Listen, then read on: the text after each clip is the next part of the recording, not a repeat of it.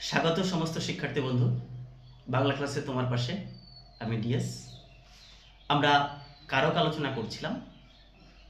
কারক নির্ণয়ের ক্ষেত্রে আমরা যে 6টি কারক পেয়েছিলাম, কর্তৃকর্মকরণ, নিমিত্ত, অপাদান, অধিকরণ। এই কারকগুলির মধ্যে প্রথম কারক কর্তৃকারক, এই কারকের আলোচনা আমরা করব।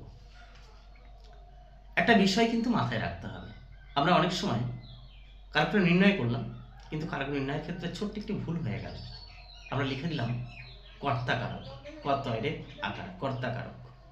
এটি কিন্তু একদম লেখা যাবে না, এটি সম্পূর্ণ ভুল শব্দ। কারক যখনই আমি বলবো, কর্তৃ কথাটা আমাকে লিখতে হবে, ক তয়রে রি, এই শব্দটা কিন্তু লিখতে হবে। কর্তাকারক লিখলেই কিন্তু পরীক্ষক সেটিকে কেটে দেবেন, এটা লেখা যাবে না, এই ভুলটা করা যাবে। কিন্তু এই কর্তৃকারকে যারা আছেন তারা সবাই কিন্তু কর্তা। সেই কর্তার প্রকারভেদগুলো আমাদের জানতে হবে। অনেক সময় পরীক্ষায় দিয়ে দিতে পারে যে কি ধরনের কর্তা, কর্তৃকারকে এটি কি ধরনের কর্তা। তো সেখানে আমরা পাচ্ছি প্রযোজক কর্তা, প্রযোজ্য কর্তা, সমধাতুজ কর্তা, অনুক্ত কর্তা, নিরপেক্ষ কর্তা, সহযোগী কর্তা, ব্যতিহার কর্তা। মোটামুটিভাবে এগুলো আমাদের জানতে হবে। আমরা অনেক সময় সিনেমা দেখি, দুটি শব্দ কিন্তু আমাদের কাছে পরিচিত। একটি শব্দ হচ্ছে পরিচালক এবং অন্য শব্দটি হচ্ছে প্রযোজক। পরিচালক সরাসরি ফিল্মের জন্য কাজ করেন, ফিল্মের যারা কলাকুশলী থাকেন তাদের সঙ্গে সরাসরি তিনি কথা বলেন, তাদেরকে নির্দেশ দেন। কিন্তু যিনি নির্দেশ দেন না, তারও কিন্তু একটি বিরাট বড় ভূমিকা থাকে। তিনি প্রযোজক, তিনি কিন্তু সেখানে উপস্থিত থাকেন না, তার অধীনে কিন্তু পরিচালক বা কলাকুশলীরা সবাই কাজ করছে। তাহলে যে কর্তা নিজে কাজ না করে অন্যকে দিয়ে কাজ করায়, তিনি হলেন প্রযোজক কর্তা।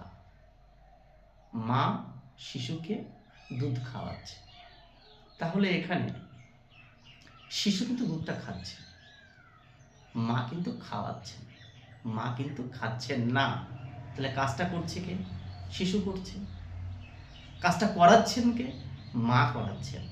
তাহলে মা হলেন প্রযোজক কর্তা। আর প্রযোজ্য কর্তা যে অন্যের প্রেরণায় কাজ করে তাকেই বলা হচ্ছে প্রযোজ্য কর্তা। অর্থাৎ শিশু মায়ের নির্দেশ মতো বা মায়ের কথা মতো সে কিন্তু কাজ করছে, তাই এটি হচ্ছে প্রযোজ্য কর্তা।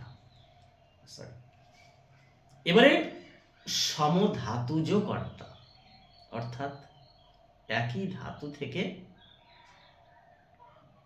যে কর্তা নির্গত হচ্ছে বা একই ধাতু থেকে যে কর্তা নিষ্পন্ন হচ্ছে।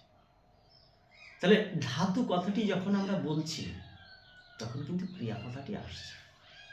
আমরা যদি বলি যে শিক্ষক মহাশয় শিক্ষা দিচ্ছেন, তাহলে কিন্তু এই শিক্ষা দিচ্ছেন এটি কিন্তু একটা ক্রিয়া, আর এই শিক্ষা কথা থেকেই এসছে শিক্ষক মহাশয়।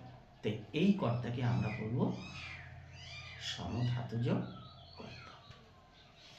অনুক্ত কর্তা ভাববাচ্য, আমরা কখনো কখনো সরাসরি কথা না বলে আমরা ভাবকে প্রাধান্য দিই। বাচ্য নিয়ে যখন আলোচনা করব এই বিষয়টি আরো পরিষ্কার করে বলবো।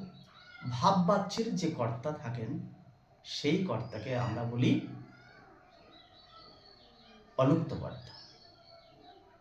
যেমন আমরা বলি মহাশয়ের কোথায় থাকা হয়, মহাশয়ের, এটি হচ্ছে ভাববাচ্যের কর্তা। আমার দ্বারা এ কাজ হবে না, আমার, এটি হচ্ছে অনুক্ত কর্তা। ভাববাচ্যের কর্তাকেই বলা হচ্ছে অনুক্ত কর্তা। নিরপেক্ষ কর্তা, নিরপেক্ষ কর্তা হতে গেলে এখানে কিন্তু এই বাক্যের মধ্যে দুটি কর্তা থাকবে এবং দুটি ক্রিয়া থাকবে। একটি হবে সমাপিকা ক্রিয়া এবং অপরটি হবে অবশ্যই অসমাপিকা ক্রিয়া। অসমাপিকা ক্রিয়ার কর্তাকেই আমরা বলবো নিরপেক্ষ কর্তা।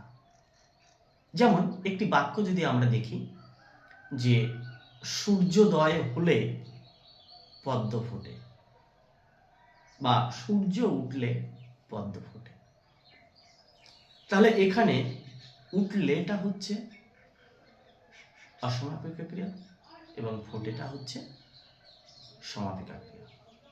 তাহলে উঠলের কর্তা হচ্ছে সূর্য এবং ফুটের কর্তা হচ্ছে পদ্ম। তাই উঠলে এই অসমাপিকা ক্রিয়ার কর্তাকেই আমরা বলবো যে নিরপেক্ষ কর্তা। সহযোগী কর্তা, সহযোগী নামটা থেকে আমরা বুঝে নিতে পারছি বিষয়টা কেমন হতে পারে। অর্থাৎ দুটি কর্তা একই কাজ সহযোগিতা পূর্ণ মনোভাব নিয়ে সম্পাদন করছে। অর্থাৎ যেখানে দুটি কর্তার পারস্পরিক সহযোগিতা বুঝাবে ঠিক সেই কর্তাকেই আমরা বলবো সহযোগী কর্তা। মায়ে ঝিয়ে রান্না করছে বা মায়ে ও মেয়ে রান্না করছে বা বাপ বেটা চাষ করছে, এটি কিন্তু সহযোগী কর্তা। ঠিক সহযোগী কর্তার বিপরীতটা হচ্ছে ব্যতিহার কর্তা। এখানে কিন্তু তখন আর সহযোগিতা থাকবে না, এখানে পারস্পরিক ক্রিয়া থাকবে। ঝগড়া করছে, মায়ের ঝিয়ে ঝগড়া করছে, এই মায়ের ঝিয়ে একটু আগে হয়ে গেল সহযোগী কর্তা, তখন সহযোগিতা করছিল তাই সহযোগী কর্তা।